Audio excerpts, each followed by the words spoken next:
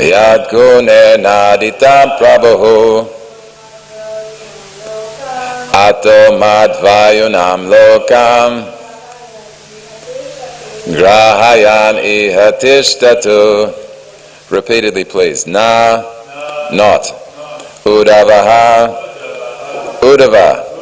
Anu, slightly. Api, also. Mat, myself.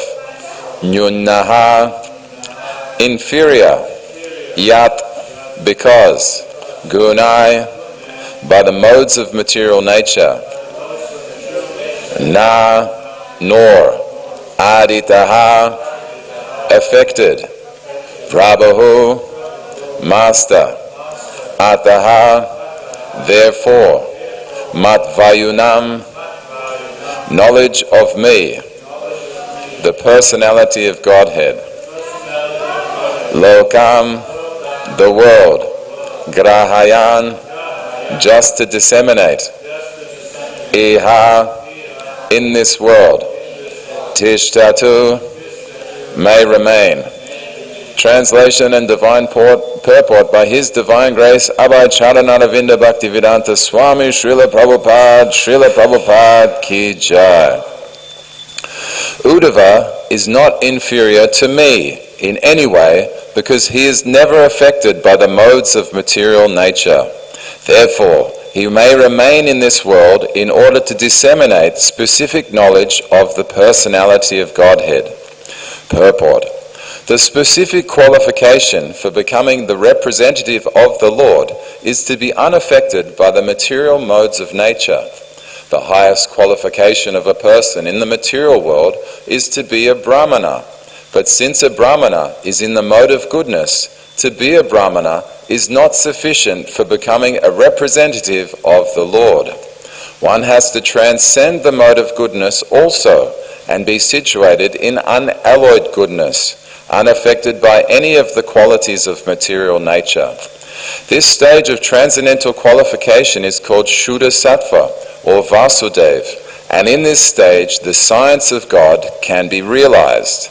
As the Lord is not affected by the modes of material nature, so a pure devotee of the Lord is also not affected by the modes of nature.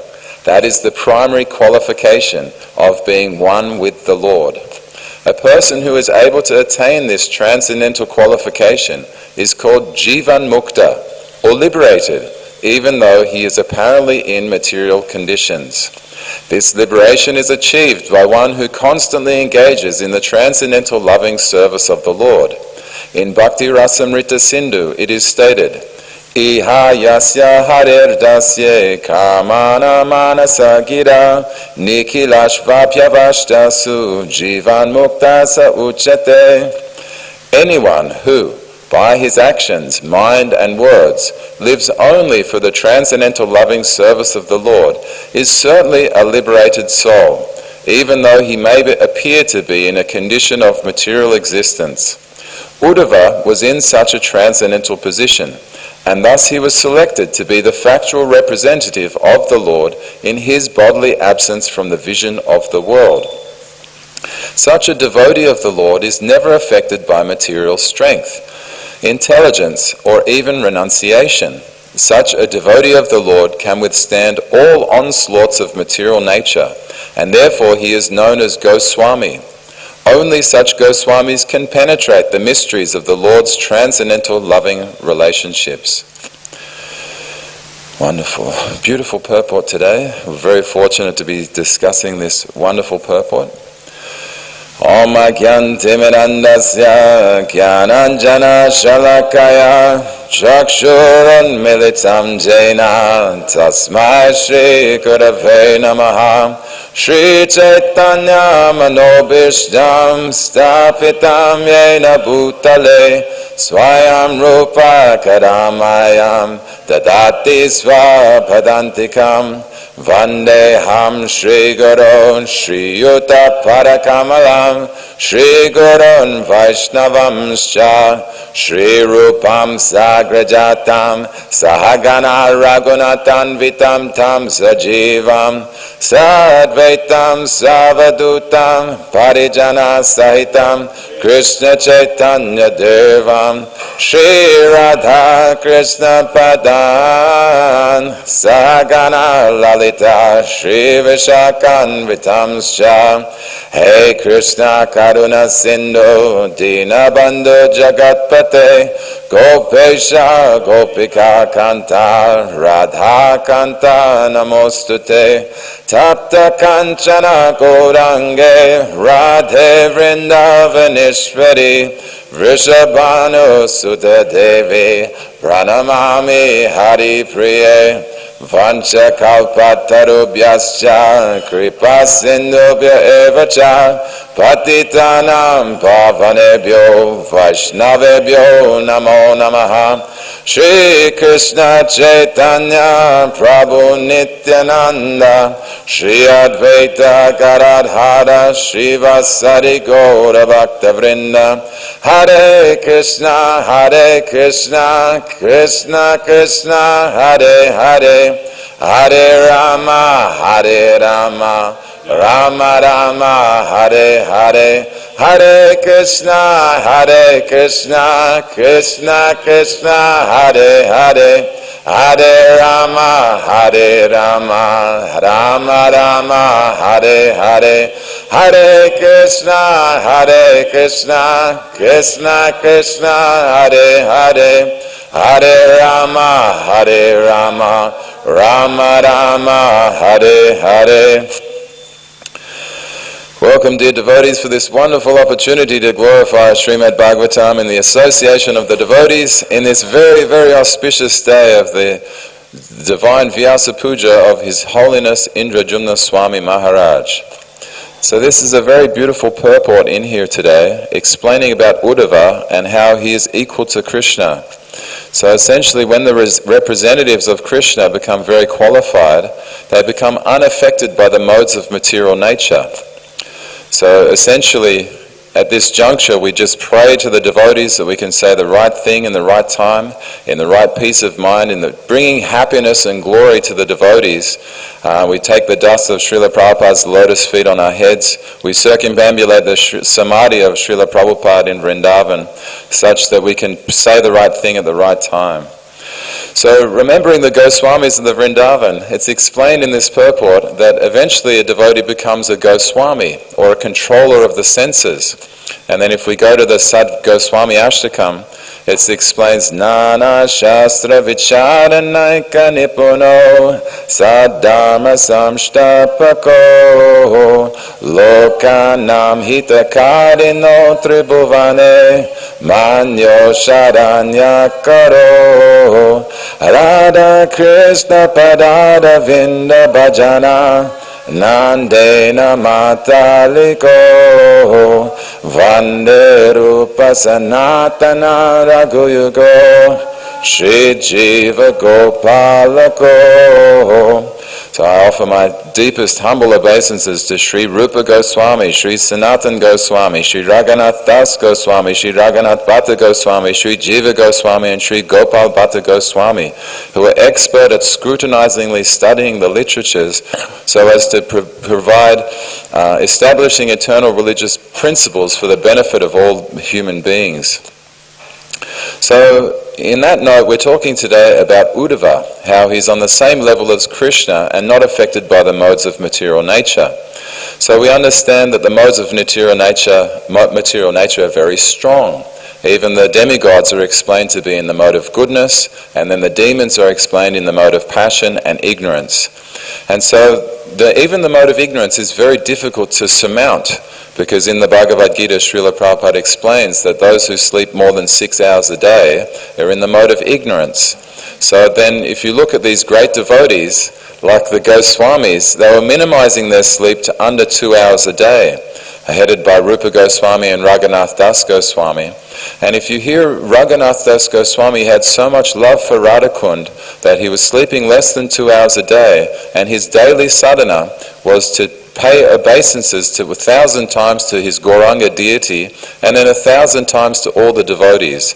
And he also had a Nam Vrat of 200,000 names, or 2 lakhs, or 128 rounds a day of the holy name. Such was his dedication to the holy name, such was his love for the holy name. And so he demonstrated that quality of sincere attachment to the process of Krishna consciousness. So that is the standard of the devotees who are never affected by the modes of material nature. Then I found in the Chaitanya Charitamrita, Adi Lila, chapter 2, text 55, Etadishanam ishasya prakritisto pitad gunai na yujate sadatmasistir yata buddhistad ashraya. This is the opulence of the Lord. Although situated in the material nature, he is never affected by the modes of nature. Similarly, those who have surrendered to him and fixed their intelligence upon him are not influenced by the modes of nature. So when we hear the modes of ignorance, we become, in that mode, devotees become harsh with their speech. They become jealous, they become angry. So it's definitely something that we want to surmount. We want to surmount the qualities of the mode of ignorance and get to the mode of goodness initially, and then even get beyond the mode of goodness, which is pure unalloyed goodness.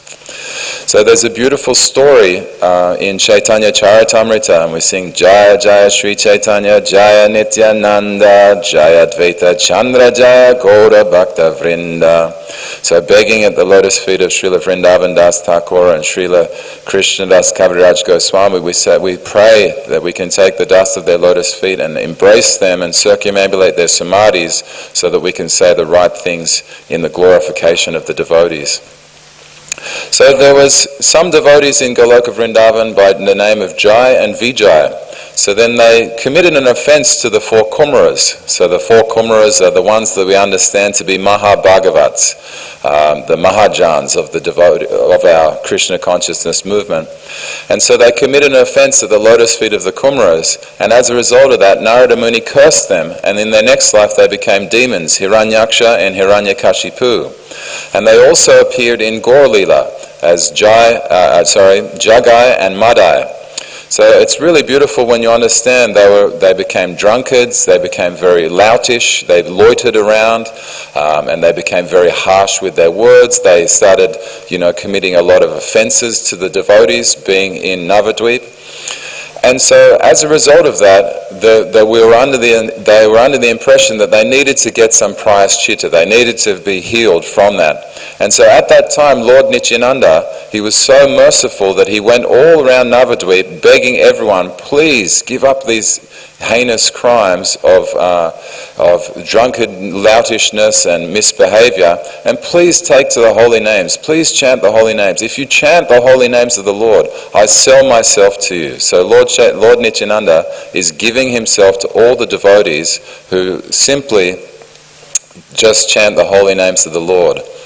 And so essentially Jagai and Madai were very disturbing towards everyone in Navadvip, and so as a result of that they eventually came across Nityananda, and Nityananda preached to them, please chant the holy names, give up these reckless behaviors, and surely you will come to the Lord. And so Madai, seeing this, he was still in his reckless mood of anger and frustration, so he took a clay pot and he smashed it against Lord Nityananda's head, and it made Lord Nityananda's head bleed. So instantly, because Lord Chaitanya and Lord Nityananda are so connected, then Lord Chaitanya came to the scene, and he was originally going to take the head off of Madai's body with his Sudarshan chakra. But then Lord Nityananda pleaded to him, and he said, no, you are the merciful incarnation, you are most magnanimous in this age of Kali. Your duty is to deliver them to the holy names.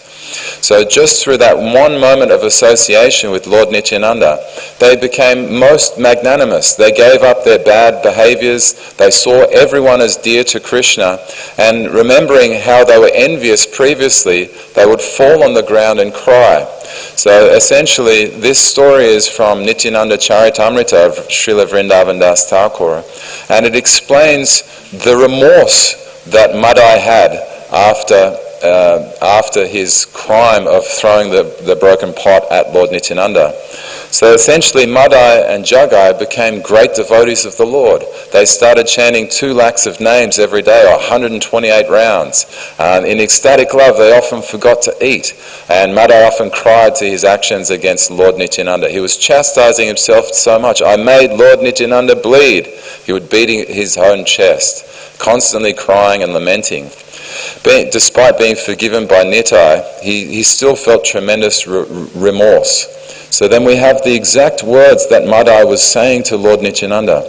And he was saying, you know, Lord Nityananda, you are so beautiful. You're constantly in Krishna prema. Your eyes are like maddened. Your eyes are maddened because you're in so much Krishna prema. You walk like a maddened elephant. You're so beautiful. When you appeared as Ananta Shesh, you had hundreds of thousands of mouths, and still you didn't have the ability to glorify Supreme Personality of Godhead to the fullest extent. You are the epitome of devotional service. Lord Shiva and Parvati always remember you. You bestow devotional service. There's no one dearer to Gauranga than you. You chant the glories of Krishna with your unlimited mouths. You teach devotional service is the highest duty. Narada forever sings your glories. Lord Gauranga is your only wealth. You are the divider of Kalindi. King Janak received transcendental knowledge by worshipping you. You are the embodiment of religious principles. You are the original personality of Godhead. Vedas describe you as Adidev, or the primeval Lord. You are the Father and universe and master of all mystic perfections. You are the great archer, Lakshmana Chandra. You destroy the atheists and master of all who savor devotional mellows. You know the internal mood and mission of Lord Chaitanya. By seeing you, Mahamaya herself became worshipable. Innumerable universes desire the shadow of your lotus feet. So in this mood, Madai was glorifying Lord Nityananda so much. Your consorts Revati and Varuni eternally serve you. And he's glorifying Lord Nityananda so much. And then he finally gets to the point, shame on me, fie on Madho, fie on Madai, because he was the one who broke the pot on Lord Nityananda's head. And so he's praying here, you know, please help me, please forgive me for this heinous crime that I did. And then so he goes on and he says, you know, all Dvivida did was insult you, and then you destroyed him. All Jarasandha did was insult you as well, and you destroyed him. Indrajit was only envious of you, and you destroyed him. So what to speak of me? I broke a pot against your head, and how am I possibly going to ever be able to repay you? So the Lord Nityananda says the most beautiful things. And Madai at this point in time is crying, and tears are falling on Lord Nityananda's lotus feet, and he's crying and he's in this mood of complete, what have I done? I've just done the worst thing in the whole of creation, and what to speak of the tremendous repercussions there would be. And Lord Nityananda picks him up, and Lord Nityananda then says to Madai, he says, you're already forgiven. I'm your father. You know, I have merged into your body. From this moment onwards, we are never separate because our relationship is eternal. And so straight away, Lord Nityananda bestowed this tremendous mercy on Madai, explaining that he was completely forgiven for his unrighteous acts, completely forgiven for his unrighteous behavior. So that's the mood of Lord Nityananda. We just have to chant the holy names of the Lord, no matter what we do or what we've done in the past. We don't think about that, and then we can come to the platform of goodness. We don't lament on the past, nor do we become anxious about the future. We just live in the present moment. If we're chanting the holy names, we're associating with the devotees, taking to the process of Krishna consciousness, we can then rise up above the level of the modes of ignorance and then get to this level of pure unalloyed devotion. So then Lord Nityananda, seeing that Madai was so surrendered and he was so so humble and so much desiring forgiveness, and then Madai said to Lord Nityananda, I still feel that I've committed so many heinous crimes against all the people of Navadvip. For so I can't even remember, in a drunken state I used to hurl abuses towards people. I used to, speak to chaste women in the most abominable ways. So he still felt sorry for all the other residents of Navadvip. And so he inquired, he folded his palms and he begged Lord Nityananda, please, what can I do to make this pain in my heart go away as a result of all the heinous behavior I've performed to all the beautiful residents of Navadvip? And Lord Nityananda said, you can take up a service and you can clean the ghats of Ganga. So he took, and you can decorate them. So Madai very, very sincerely and very, very seriously took to cleaning the ghats of Ganga. So much so that if you go on Parikram there's a ghat by the name of Madai Ghat, because he spent the rest of his life, his waking life, decorating, giving obeisances, encouraging everyone, come and see this beautiful ghat. He cleaned it daily. He brushed it. So much cleaning. And so that's the mood of a devotee. We may have committed heinous crimes in the past or done things that are against the behavior of Vaishnavas, but there's always a chance for prayaschita. There's always a chance for atonement. So Madai became empowered by the Supreme Personality of Godhead, and he did his 2 lakhs of holy names, or 128 rounds of the holy names every single day. He cleaned the ghats so beautifully. He decorated every time there was a festival. He decorated it so beautifully and so nicely, and then there was so much kirtan going on there, and so then the residents of Navadvip, they automatically forgave him for all his harsh words, for his harsh behavior. They forgave him straight away, seeing how much wonderful activity he was doing. And then the residents of Navadvip, seeing the behavior of Madai, they started praising Lord Nityananda, saying he must be God or empowered by God to be able to facilitate this dramatic change in these drunkards, to be able to consider this dramatic change in these people who weren't caring for society at all. They weren't caring for, their mothers, their family members, anyone. They were just completely sold out to drunkenness and ill behavior. And then Lord Nityananda, a moment's association with Lord Nityananda, then they were able to become these great devotees of the Lord, free from the modes of nature and purely serving the devotees and Lord Nityananda. So this is a great example for us, that we can follow the great devotees, we can worship them, every devotee is worshipable, and then we can get to that platform of pure, unalloyed devotional service. And then Prabhupada explains of pure, unalloyed devotional service in a very beautiful way. And if we go to Teachings of Queen Kunti, chapter 25, and Queen Kunti's prayer was, and this is demonstrating pure, unalloyed devotional service, please let me be like the Ganga, who flows eternally to the sea without any hindrance or obstacle. Let me be like that. My love for you, Krishna, should be like the Ganga flowing towards the sea with no obstacles and no hindrances on the path. So it's a very beautiful understanding. The Ganga is a holy river, and Vrindavan itself is worshipable. And if you go up to Gangotri, you can see the power of the flow of the Ganga, that if you just jump in there immediately, it gets washed away. It's a beautiful river for sure. And so that's the prayer of Queen Kunti. She's in that mood of Eke Ha Kurunandana, exclusive single-pointed focus on Krishna, as dear as our life and soul. So pure, unalloyed devotional service it can seem to be difficult to get to. However, if we take shelter of the devotees and we gradually chip away at it, as Bhagavata Shraya explains, like Prabhupada was explaining, just a drop of water, even on a steel table, eventually will wear away at the table. So we have to be like that. We have to be encouraging to others, be enthusiastic, be patient, and also have confidence in the process, that the process will work. So essentially, Queen Kunti also taught by example that she didn't negate her feelings for her family members. She had loving relationships with all the sons of Pandu because she saw it as being beneficial to Krishna. When we have loving relationships with our families and friends, ultimately God, Krishna, is pleased with that. So it's not a sense of neglect. It's not a sense of negating our feelings for our friends or our family members, but seeing that Krishna is in their heart, and therefore we can worship them and serve them, and therefore Krishna is pleased as a result of that.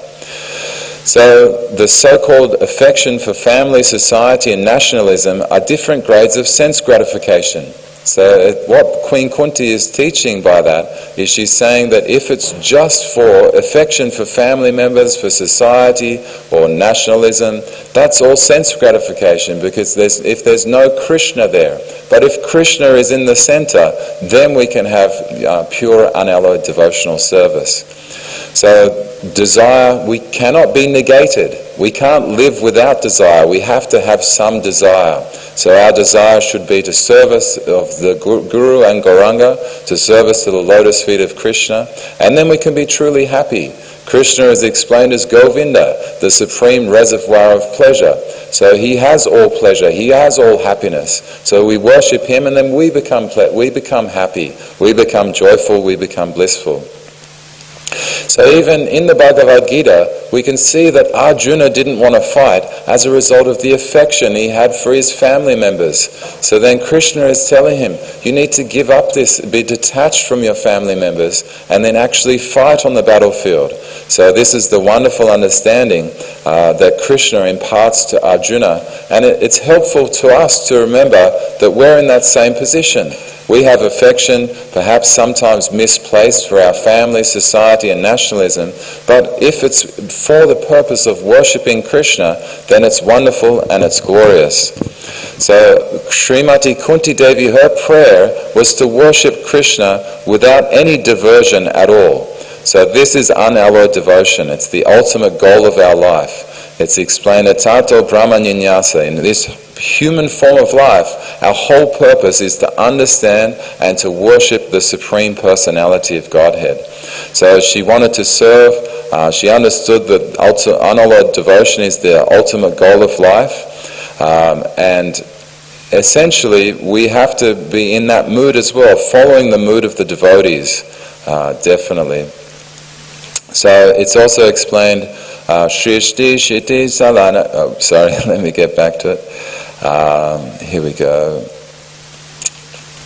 Hare Krishna, Krishna Krishna, Hare Hare, Hare Rama, Rama Rama, Hare Hare. So in the Brahma Samhita it's explained, Shrishti Stiti Pralaya Sadhana Shakti Reka, Chaya Vayasa Bhuvanani Vibharti Durga, Ichanurupam Apiyasya Chachestatesa, Govindam Adi Purusham, Zamaham Bhajami. So the external potency Maya, who is of the nature of the shadow of the Chit potency, is worshipped by all people as Durga, the creating, preserving and destroying agency of this mundane world.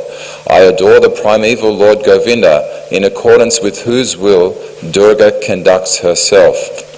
So essentially what we're hearing from that is Durga is under the influence of Krishna. Krishna is the Supreme Personality of Godhead. Everyone is his servant. Even these great personalities who can create, preserve and destroy, then they're still under the service of the Supreme Personality of Godhead.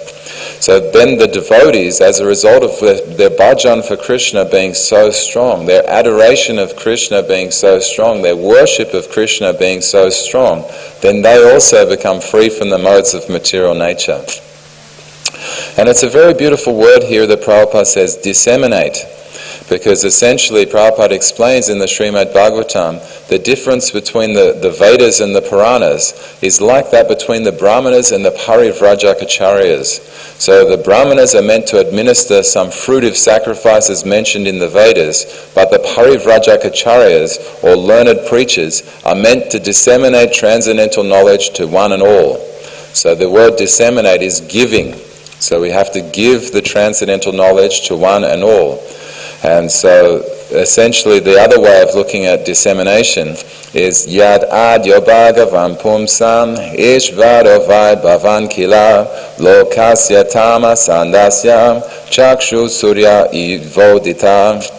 You are the Supreme Personality of Godhead, the origin and Supreme Lord of all living entities. You have arisen to disseminate the rays of the sun in order to dissipate the darkness of the ignorance of the universe. So there's that, the Lord has personally disseminated this wonderful spiritual knowledge, and that immediately eradicates the darkness of the ignorance of the universe. So we're very fortunate to be an association of devotees. We're very fortunate that we have this wonderful opportunity to hear Srimad Bhagavatam, and all the holy rivers are present, and whenever the Srimad Bhagavatam is spoken, all the holy pilgrimage sites are personally present as well. And so perhaps this is a good opportunity to glorify His Holiness Indrajumna Swami. And there's a beautiful story where 4 sannyasis found His Holiness Indrajumna Swami, and he was a gardener. And so then they found him and they said, he became favorable to Krishna consciousness. He started hearing about Krishna, and he could lift up Govardhan Hill, and he had all these wonderful qualities. And so then they said, can we stay at your house? So they went to Indrajumna Swami's house. They at that time, they asked him to cook so much prasadam, and so he spent his entire wage on buying boga for the 4 devotees. And then they cooked all this beautiful prasadam. And then it's a wonderful story how Indrajumna Swami became a devotee, because it's an ISKCON law that you have to be in the association of devotees for a minimum of 6 months before you can take shelter or initiation from a bona fide spiritual master. And Indrajumna Swami was 1 day short when Srila Prabhupada visited his temple to give initiation. And so he was in so much agony and pain as a result of just missing out by 1 day. And so then he ran to Srila Prabhupada with a little note in he'd handwritten a note, and with his last bit of money in his pocket he gave it to Srila Prabhupada. And then he asked Srila Prabhupada, can I please be your disciple? And Srila Prabhupada turned to His Holiness Indrajumna Swami. He said, yes, in a due course of time you will be initiated. So then now we hear the glories of Indrajumna Swami traveling the world, preaching Krishna consciousness to so many people. And there's a beautiful story that Sundar and Nanda Gopal Prabhu shared, where he was personally driving Indrajumna Swami around. And he had so much love for all the animals that a moth in South Africa flew on the window. And so rather than getting rid of this moth or treating it with disdain, he caught this moth, and then he recited a Bhagavad Gita verse. So, Baliruvacha namo nantaya brihate nama krishnaya vedhase sankhya yoga vitanaya brahmane paramatmane. So that was the mood of His Holiness Indrajumna Swami. The love for every single creature in creation deserves to hear the glories of Krishna, deserves to hear the wonderful things that Krishna has to offer to get to this stage of Jivan Mukta, or liberation. A lot of people don't realize what the pain of suffering of this material world is, like birth, sickness, old age and death. If anyone said, okay, you can be free from that, we'd all take that option automatically. We all want to be free from more birth, more sickness, more old age and more death, because it's not our natural position. The soul is eternally youthful, and so therefore we have this capacity to become liberated or free from the material conditions. And this liberation is achieved by one who constantly engages in the transcendental loving service of the Lord. So there's 9 different types of devotional service: Shravanam, Kirtanam, Vishnu, Smaranam, Padasevanam, Archanam, Vasyam, Dasyam, Sakyam, Vandanam, Atma Nivedanam. So 9 different types of devotional service, and any one of them in themselves have the capacity to free us from this contamination of the material world. And there's a beautiful prayer in Bhakti Rasamrita Sindhu 1.1.11. Anya bilashita shunyam jnana kyamadyanavritam anukulyena krishnanu shilanam bhaktiruttama. One should render transcendental loving service to the Supreme Lord Krishna favorably and without desire for material profit or gain through fruitive activities or philosophical speculation. That is called pure devotional service. So here it's explained that we have to be free from fruitive action, or the desire for fruits, because everyone can come in contact with God and then all of a sudden think, oh, God is my order supplier. Or I can come to God and I say I can want a big house, or I can have a big waterfront mansion, or big screen TV, so many things, but they're all fruitive desires, because ultimately they don't serve Krishna. But it's even just a tiny little change. That if we'd like to have a big temple for Krishna, which the devotees have so wonderfully started building, the Radha Govinda Mandir in Sydney, for the pleasure of Krishna. And so it's very important that we stay in this process of Krishna consciousness, we stay in the association of devotees, then we can get to this platform of unalloyed devotional service. And there's so many devotees of Srila Prabhupada who have gotten to that platform of unalloyed devotional service. And we hear the wonderful qualities of Vrajaprema Prabhu and Jananivas, and they really are truly examples of when Prabhupada said in 1974 in Melbourne Town Hall, Prabhupada said, someone asked Prabhupada, how long does it take to surrender? And then Srila Prabhupada's response was, it can take less than a minute. So Vrajaprema Prabhu and Jananivas exemplified this wonderful quality of surrendering within a minute. They surrendered straight away, they gave up their lives, they went to Sri Mayapur Dham, and they've rendered over 50 years of devotional service with no expectation for material gain for themselves. Everything is for Krishna. Everything is for the glorification of the devotees, and nothing for themselves. So it's really in this mood of the Goswamis of Vrindavan, where nothing for myself but everything for Krishna.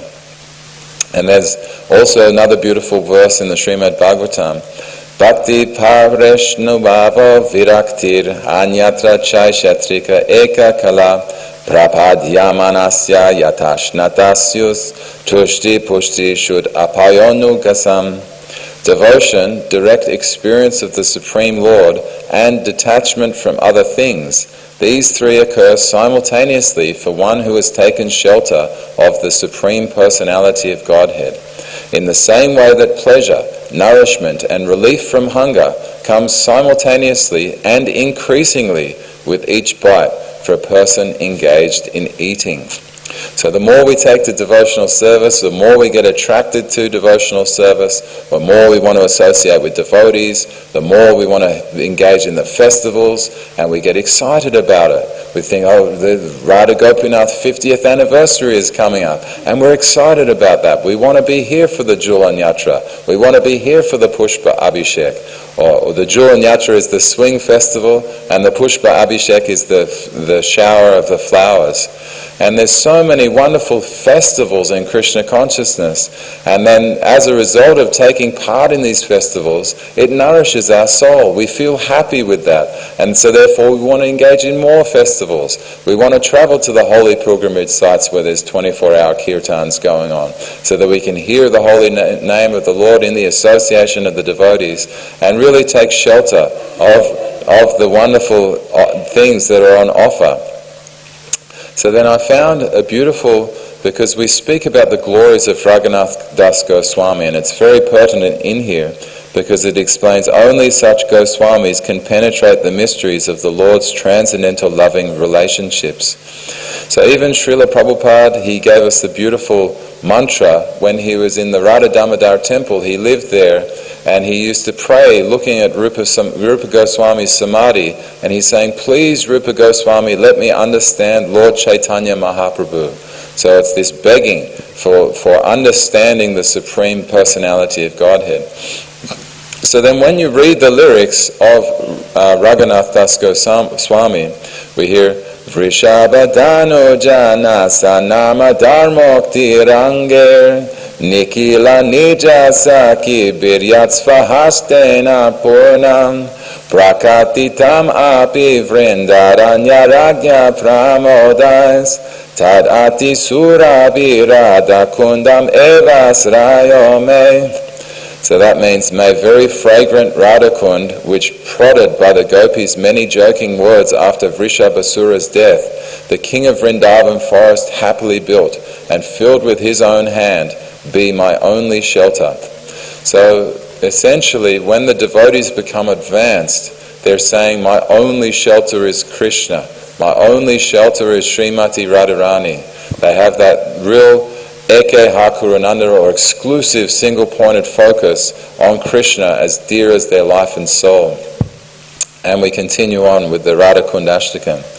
Vrajaprema Mura Satro Prayasinam Nikamer Asulabham Api Tornam Prema Kalpa Drumam Tam Janayati Ridbhumos Natur Ucher Priyam Yat Tarati Sura Virada Kundam Eva Shrayome.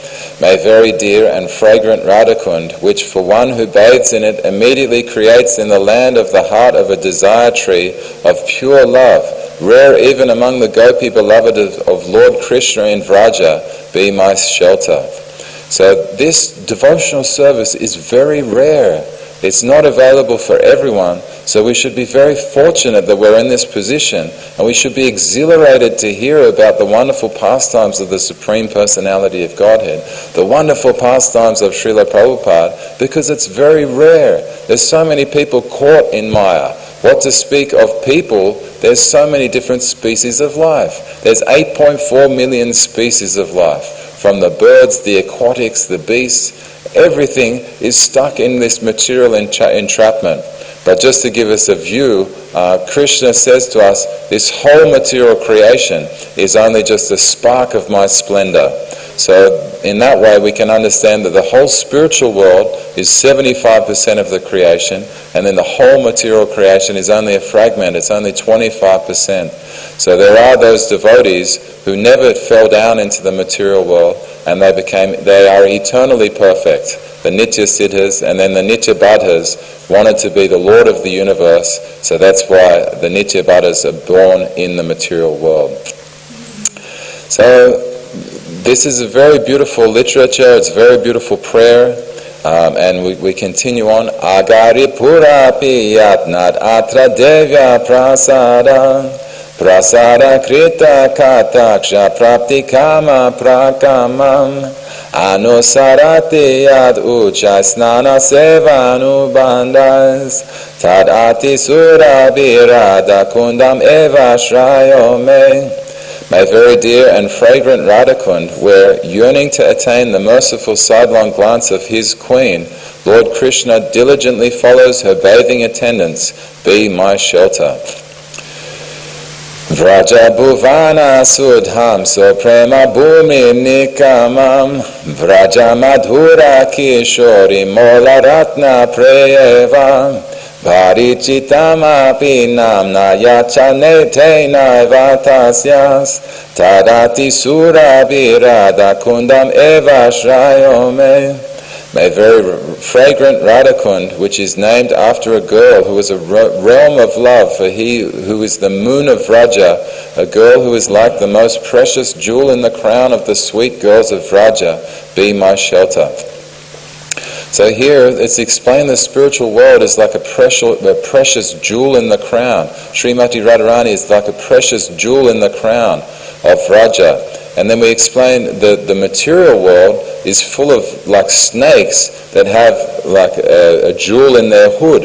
So the material world is so much bad with only just a tiny fragment of good, where the spiritual world is all good with only just a tiny fragment of the demoniac influence. So it really behooves us to really endeavor as much as we possibly can to go back home, back to Godhead, to really take shelter of Srila Prabhupada, to chant the holy names in the association of the devotees, to do our service so nicely, and then we can really rise up above this platform of the mode of ignorance, the mode of passion, and the mode of goodness. So, and it's important to understand that the Lord is never affected by the mode of ignorance. And so, very wonderfully, in preparation for the Radha Gopinath 50th anniversary, Ganesham Govinda Prabhu said that, the Radha and Krishna have decided to stay awake the whole night. So it's very rare for Radha Gopinath to stay awake the whole night for the 50-hour kirtan. Often you see that in Vrindavan, so for So the curtains are going to be open, and so Radha and Krishna will be open for darshans the whole night. Api jana iha kaschid yasya seva prasadai pranaya sura latasya tasya goshtendra shuno saparikila mad isha tasya pushpa prasasya tadati sura birada kundam eva shrayome. So that means the mercy obtained by serving Radhakund makes the celestial vine of pure love for the Prince of Vraja, which is famous for bearing the flowers of service to my queen, sprout. May that very fragrant Radhakund be my shelter. So lots of devotees have heard these wonderful words of the Goswamis, and they've taken to living at Radhakund despite so many difficulties. In the beginning, it was Lord Chaitanya Mahaprabhu who personally excavated. Well, he saw there was 2 bathing ghats there, in Radhakund and Shyamakund, and so he revitalized them, and he gave the duty to Raghunath Das Goswami to excavate the Radhakund, so that all the devotees from all around the world could come to Radhakund, they could take bath, they could become purified, they could hear the holy names of the Lord, and in that way make spiritual progress. So this is the mood of the Parivrajakacharyas, or the Goswamis. They really want everyone to be embraced in the devotional service of the Lord. They want everyone to go back home, back to Godhead. They want everyone to be free from the modes of material nature, because ultimately that's pleasing to Krishna. When we're deeply in the modes of the material nature, then we can't necessarily please Krishna as much as we could if we're free from the modes of material nature. So these Goswamis, they had a great message to spread to everyone so that we could imbibe them, take them in our heart, and then also teach others about how they can take Krishna into their heart, and they can be wonderful sources of knowledge and bliss and shelter for all the devotees around them as well. So, Tata Bhuvivara Vedyam Yasya Namati Ridyam Madura Madura Vartam Gosha Chandrasya Bhangya Pratayati Mita Isha Pranasakya Libisya Tadati Sura Virada Kundam Eva Shrayome. May very fragrant Radhakund, on the shore of which, in a pleasant courtyard, Queen Radha and her friends sweetly joke with Lord Krishna, the moon of Vraja, be my shelter. So again, Raghunath Das Goswami has this single-pointed focus. He's a pure, unalloyed devotee of the Lord, and this is his prayer. So essentially, if we associate with these great souls by hearing their prayers, then we can become benefited from them as well. So we make it spiritual advancement by hearing these wonderful prayers. So that's the end of the wonderful discussion today regarding the Srimad Bhagavatam. Does anyone have any comments or questions at all? Or no? All good? So